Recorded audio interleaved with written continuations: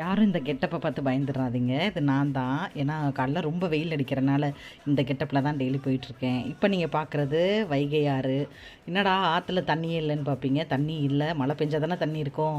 So பச்சை பசேல்னு இருக்குது. அப்புறம் இது எதுக்கு இந்த வீடியோனா, மதுரையில் நிறைய டிராஃபிக் பற்றி நான் பேசி வீடியோ போட்டிருக்கேன்.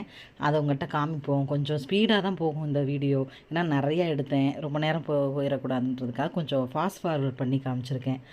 இந்த பிரிட்ஜ் இன்னும் ஓப்பன் பண்ணலை, இதனாலே ஏகப்பட்ட டிராஃபிக். இப்போ தான் நம்ம முக்கியமான இடத்துக்கு போகிறோம், அதாவது கோரிப்பாளையத்தை நோக்கி போயிட்டுருக்கோம். இந்த இடம் இருக்குல்ல, இந்த இடம்லாம் பயங்கர டிராஃபிக் இருக்கும் காலையில். கண்டிப்பாக இந்த வழியாக டெய்லி போகிறவங்களுக்கு தெரியும் இந்த இடம் எப்படி இருக்குன்னு மதுரையில். அப்படியே நம்ம போனோன்னா இங்கே பிரிட்ஜு வேலை மும்முரமாக நடந்துட்டு தான் இருக்குது.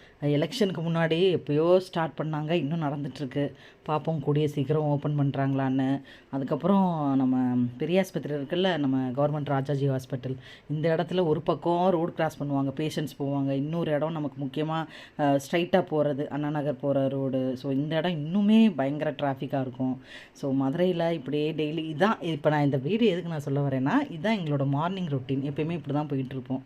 காலையில் ஆனால் வெயில் அடிக்குது, ஈவினிங் ஆனால் மழை பெய்யுது. இப்படி இருந்துச்சுன்னா நம்ம உடம்பு எப்படி அதை டேக்கிள் பண்ணணுன்னு தெரில. ஸோ இங்கே என்னென்னா ஜிஹெச்சுக்கு ஆப்போசிட் ஃபுல்லாக ஏதோ பார்க்கிங் ஏரியா மாதிரி ஆயிடுச்சு. வரிசையாக காரும் பைக்கும் நிப்பாட்டியிருக்காங்க. அப்புறம் அண்ணா பஸ் ஸ்டாண்டில் தான் அதிக அளவு ஷேர் ஆட்டோ நீங்கள் பார்க்கலாம் மதுரையில். ஸோ இதுதான் எங்களோட மார்னிங் ட்ராவல் ரொட்டீன்.